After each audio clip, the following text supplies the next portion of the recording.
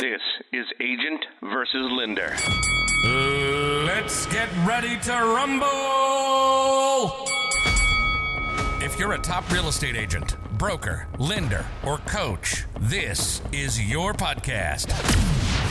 This is Agent versus Lender. If it's about real estate or the lending industry, it's fair game. This is Agent versus Lender. And now the hosts, Ron Pippin and Taylor Archibald. Welcome to another episode of Agent versus Lender. And today we have Raeanne Stranc with us from Coldwell Banker. It's good to have you here, Raeanne. Hi, Ron. How are you doing? Yes. I'm doing awesome. Yeah, I'm doing awesome. So, Raeanne, why don't you tell us really quickly just a little about yourself so our listeners can just know who you are. Sure. I've been an agent in Salt Lake for the last 14 years. I got my license back when people were saying, why are you getting your license? It was back when the market was kind of falling apart, and I stuck with it and survived that part of the market and excelled and just love what I do every day. Love working with buyers and sellers. I'm a full service agent.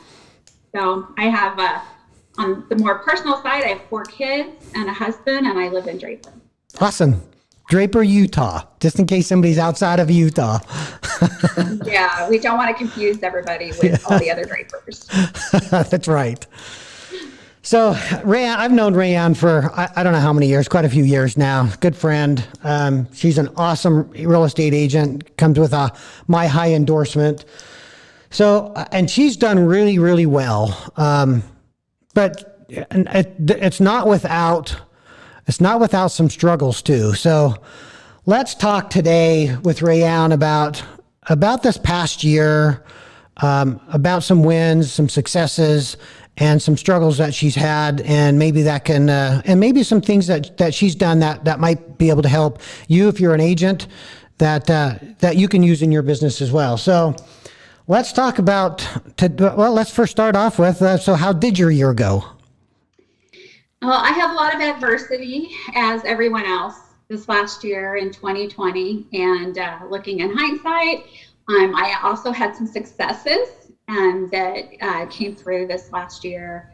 And I'll just share a couple of those with you if you want me to. Yeah, absolutely. Share away. So I had closed 5 deals in January in 2020. I was off to a great start, and I was so excited about it. And I had done the Salt Lake Home Show and had picked up a lot of leads from that. And just my year was just looking great, had lots of people in my funnel, all set. Then my dad dies in March 13th. Oh, man. And, so I had just put my own house on the market at that time, had done an open house, and that was the week that we had started talking about closing everything down in Utah.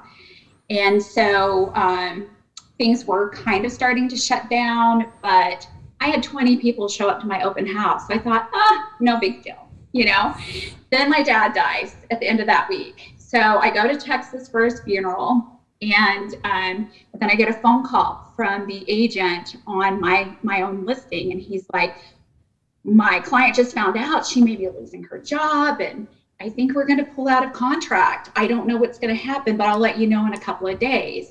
And so after the funeral, that following week, my family's coming back to Utah from Texas from the funeral.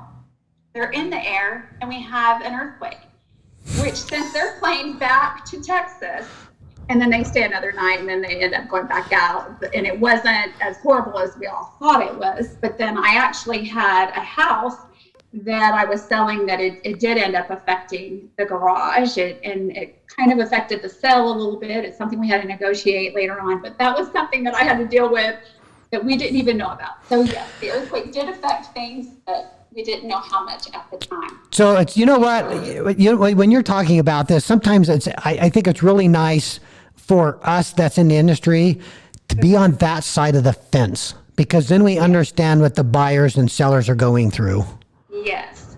They have lives too. Yeah. I mean, they're dealing with their kids, they're dealing with everything, all while trying to get their house ready to sell. Right. So I get that phone call at the end of the week. Yes, we're going to cancel contract. So here we are. We're full-fledged in COVID. Everything's shut down in our state, in our county anyway. And all restaurants no one knows what's going on. Everything's questionable. And then my daughter says to me, why do we have our house on the market? She had an immune disorder. She still does. And so we were dealing with that. And I just thought maybe we should just pull it off the market. So we ended up pulling my house off the market, which I'm going to get back to because that actually has a big point in my whole story. I'm sure it does. So then at the end of the week, I get back and I find out my sister has terminal cancer. And I'm like, I have just got to stay busy. I'm going to deal with this. I'm going to go back and visit. I actually went back to Texas 7 times last year. I traveled like crazy during COVID. And I just kept up my vitamins. I took my zinc, my D, my C. I wore my mask. I washed my hands all the time. Washed our hands when we came in the house. We did everything. And just basically tried to stay busy during all that because I couldn't be thinking about her. It's different when it's a sibling and, you have that going on. A parent, you expect that and you're prepared for that in a way, especially if they've had health issues. right. But when it comes to a sibling, it's totally different, Ron. So it was kind of interesting because do you remember the song Watermelon Sugar High? No, I don't.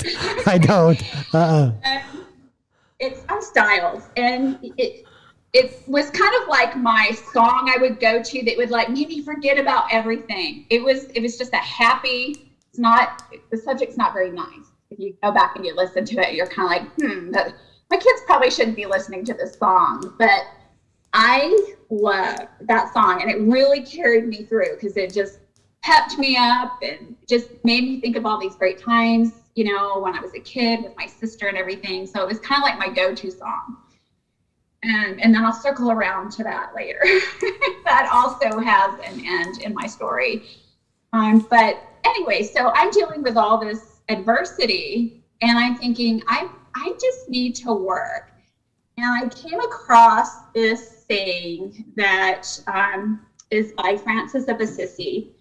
And it goes something like this: start doing what's necessary, then do what's possible, and then suddenly you're doing the impossible. And I love that. And I stuck to it.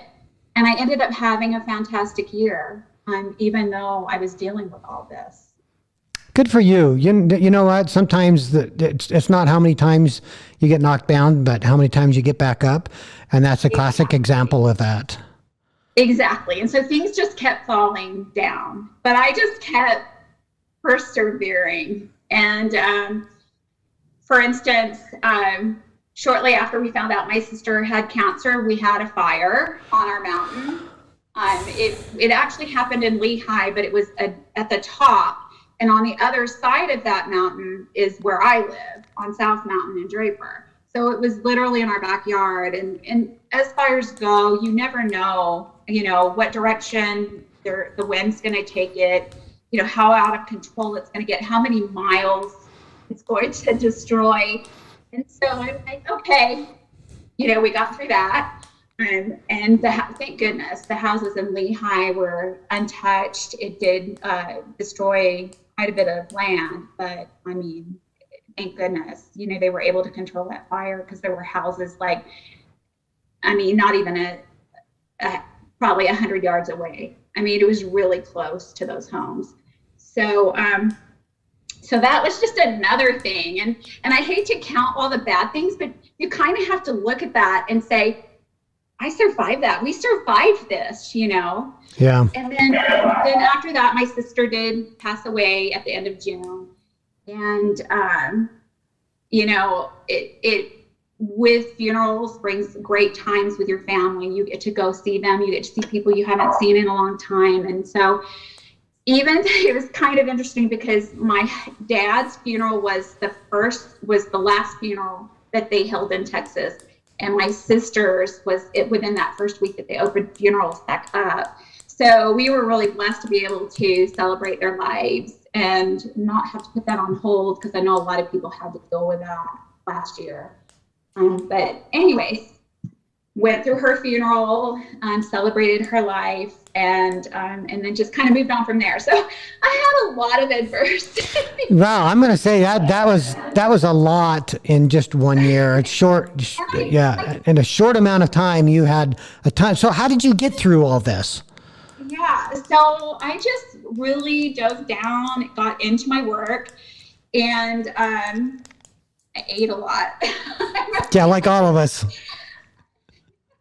You know, I am an emotional eater, and I really did. I ate a lot, but it was interesting because after the earthquake, it gave me an opportunity to go back and call my clients, and that's exactly what I did. Was when I came back from my dad's funeral, I just got on the phone and I called every client I have ever done a transaction with, and friends as well, and just said, hey, you know, what was the earthquake like for you? And I had some people that were so fine with it. They're like, oh, it was okay. And then I had people that, you know, really had some trauma with it. So it was just interesting to be able to go back and visit with them and get their take on it, see how they were doing, and just catch up. So good. Yeah, that's awesome. Yeah.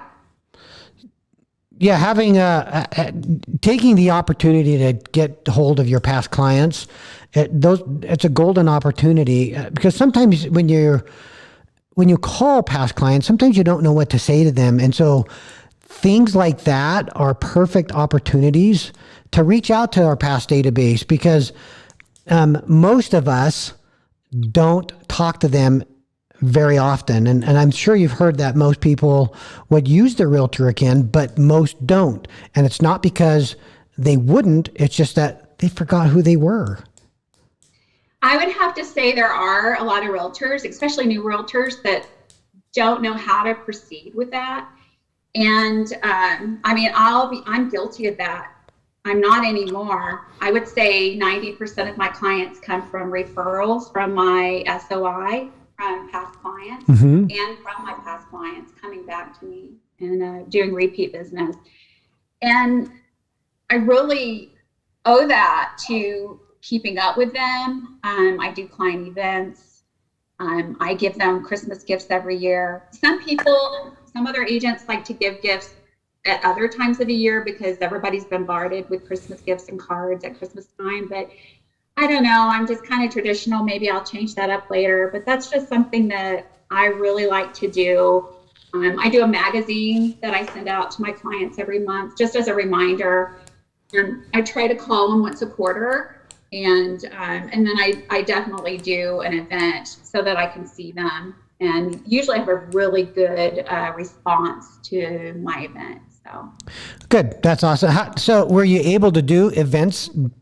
You weren't able to do that, have you? We had it all lined up, paid for to do Milan, and I think we were scheduled like March 20th, or it was like the week after it came out, and we had to cancel that, of course, because, you know, sure, that was another reason why I had to call them. You know, we were canceling our event, and, you know, people were disappointed, but they totally got it.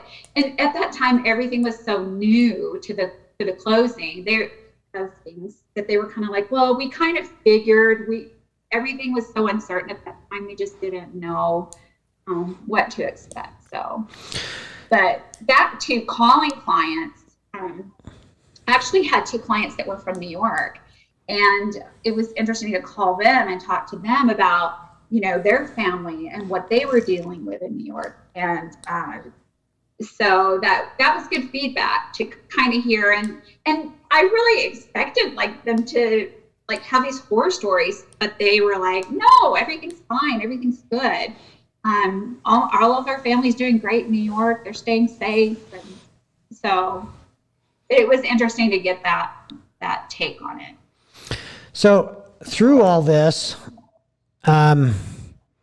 you sounds like you still able to find success throughout all of this stuff. And so part of that was reaching out to your clients. I did. And then I listed quite a few properties last year, and I was really careful. I probably was one of the first people to have open houses, back when we found out, that we were considered, people that could continue doing our business. And so I would put a COVID sign outside on the door. I would have hand sanitizer, wet wipes. My hand sanitizer would go missing sometimes. And shocker. You really start to appreciate those little things, the toilet paper, the hand sanitizer, the wipes and everything when you're going through something like that. And so I would have all that outside the door, and then I would have foot covers, and I would only let, if it was a rambler and it was small, I would only let one group family downstairs while another person's upstairs, and then I would rotate them out. And so that first open house, which was at the end of March, I actually had about 24 groups come in. Wow. And I received 11 offers on that as well. So you just learned how to deal with it and not to be afraid, and just continue on following all the procedures that were expected by the state. And that's what I did. So what other tools did you use? I mean, it sounds like a lot of it's your SOI, you're calling people, you had the normal database of follow-up stuff. When I say normal, it's actually abnormal because most people don't follow up with their database. But which is why a lot of people, including myself in the past, have lost a lot of people. But so so the things that sounds like you were doing, keeping in touch with your database by calling them, and you're keeping in touch with them through events, and keeping in touch with them through holidays, Christmas, and so are there any other tools that you use that maybe set you apart? I do. I don't know if it sets me apart because I know a lot of agents do this, but I also called expireds and for sale by owners, and especially the for sale by owners at that time, because the last thing they wanted to do was invite someone into their home. That was scary to them. So for me to be able to say, let me do this for you, I'm not afraid, I'll set boundaries, we'll do this in a safe manner, and this is how we'll do it. And I outlined that, and they were able to understand it and comply. And we had successful, transactions because of it. Cool. So I'm going to circle back to something else earlier that you were talking about. So you had, through the loss of family, how did you find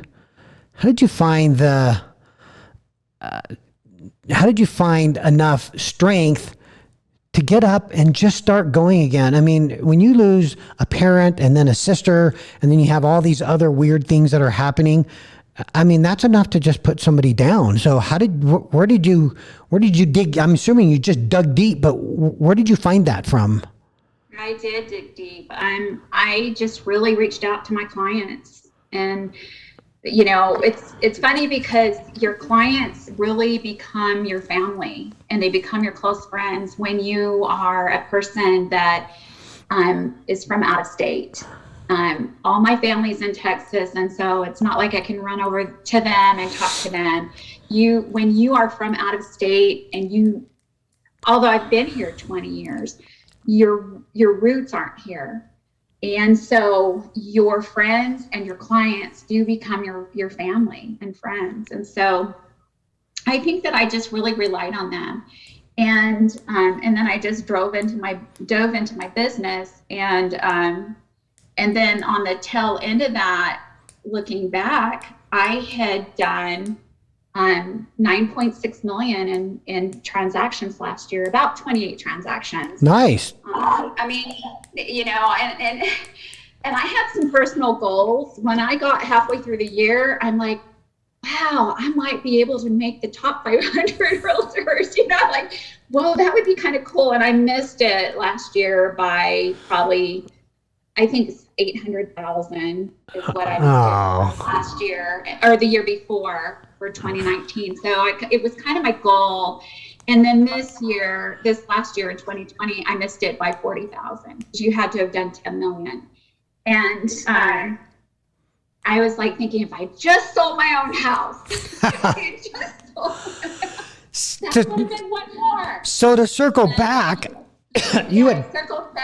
circle back to your house, because I think you were going to say something about your house.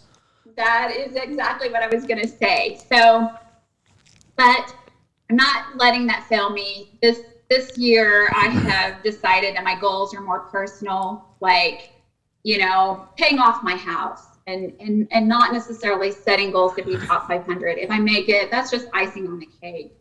But now my goals are more, money oriented. Like, this is how much I want to earn, net, and not worry so much about the gross and numbers and being top blah blah. And I missed this one thing that Coldwell Banker has. I missed that by 30,000, and I'm like, So I think that was just God's way of telling me it's not always about what I want. It's about what I need. And I certainly am thankful for everything that I received last year. So there was one other thing that you had mentioned. It was a song, and you were going to circle back to that song. So what were you? Sugar High. So now when I hear it, I get sad. It's so funny how a song can make you so happy, and then now I'm tearing up now. It kind of makes me sad when I go back to it, but it's okay. It was medicine for me then, and now it's just a reminder of last year. And at the end of the year, I decided to go on a diet, and just a lifestyle, diet, and something that I hope I can keep up throughout my life. And I've lost 37. Well, I've lost more than that, but by the end of the year, I've lost 37 pounds. And so that again was like another success. So even though, not all of our successes are monetary, I'm blessed. I'm successful that my kids and my family are healthy, and and I lost that weight, but that just brings me back to the very end of last year. You want to hear what happened? Yeah, I do. I'm sure everybody's going to want to hear what happened now that you put it that way. So we took a 4-day trip back to Texas for Christmas, and it was only 4 days. And I had planned it because my kids and my husband work, and I have young adults as children, and so I wanted to get them back to work on Monday. And my son was actually exposed to COVID the weekend before we left, and then over the weekend he and his girlfriend kept saying, "Oh, we're not feeling great, we're kind of feeling weird." And they're 18, they're young, so they didn't feel the symptoms like someone else would at our age, Ron. Right. And so I had him tested on Monday. He tested negative, and I had him tested on Wednesday when we flew out, and he was negative. Okay, then Christmas Eve was Thursday, and he started showing symptoms. He started running fever. Then on Christmas Day, Friday, he had full-on fever, but it wasn't super high. It was like 101. And so my husband took him in. Sure enough, he had COVID. I'd already hugged my 82-year-old mother. I'd already hugged my entire family. We'd already flown on a plane, which we followed all the rules, wore the mask, cleansed our hands, that kind of thing. And then he spent all day Christmas upstairs over a balcony, opening up his gifts. He was still with us, but he was far, far away on a balcony level on their 2-story. And, we had a great Christmas. And we were like, okay, we're going to drive home. So we took the car that we had rented while we were in Texas, and we just drove it straight back. And we all rode the car with him. He wore a double mask because he insisted on it. No one else wore masks, and no one else got COVID. So we were blessed that, he was the only one that got it, and his symptoms were, pretty minimal. And so that was the last tragedy of our year, thank goodness.